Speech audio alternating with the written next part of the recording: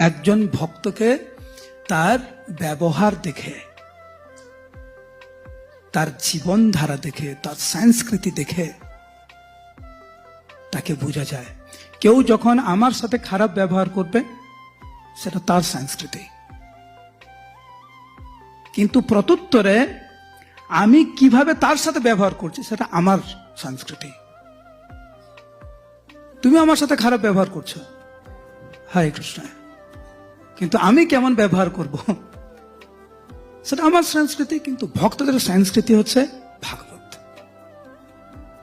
এর উপরে ভিত্তি করে আমরা চলার চেষ্টা করি। আমার বিষয় হচ্ছে ভাগবতের শিক্ষা। ভক্তের জীবন কার উপরে ভিত্তি করে? ভাগবতের শিক্ষার উপরে ভিত্তি করে। কে আমার সাথে কেমন ব্যবহার করলো সেটা তার ব্যাপার, সেটা তো আমার নিয়ন্ত্রণের বাইরে। কিন্তু আমি কিরকম ব্যবহার করবো সেটা আমার নিয়ন্ত্রণের মধ্যে।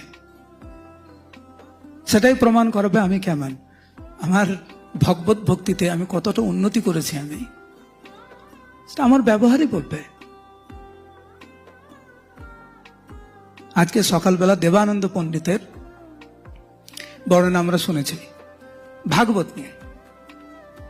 কোন দেবানন্দ পণ্ডিতকে মহাপ্রভু গ্রহণ করলেন আর কোন দেবানন্দ পণ্ডিতকে মহাপ্রভু ত্যাগ করলেন আমরা শুনলাম। দেবানন্দ পণ্ডিত যখন জ্ঞানের উপরে ভিত্তি করে তার জীবনযাপন ছিল, মহাপ্রভু পরিত্যাগ করেছেন। মহাপ্রভু তো ওনাকে শাসন করার জন্য যাচ্ছিলেন, ভক্তরা দৌড়ে ধরে রেখেছে জোর করে। কিন্তু সেই দেবানন্দ পণ্ডিত ওনার যখন সংস্কৃতি যখন পাল্টালো, বক্রেশ্বর পণ্ডিতের মতো মহাভাগবতের চরণ যখন আত্মসমর্পণ করলো, মহাপ্রভু তাকে আলিঙ্গন করলেন, তাকে বিশেষ কৃপা প্রদর্শন করলেন। কোন সংস্কৃতিতে আমরা অভ্যস্ত? ভাগবতের সংস্কৃতিতে না আত্মকেন্দ্রিক সংস্কৃতি আমাদের? পরীক্ষিত মহারাজের সংস্কৃতি ছিল ভাগবতের উপর ভিত্তি করে।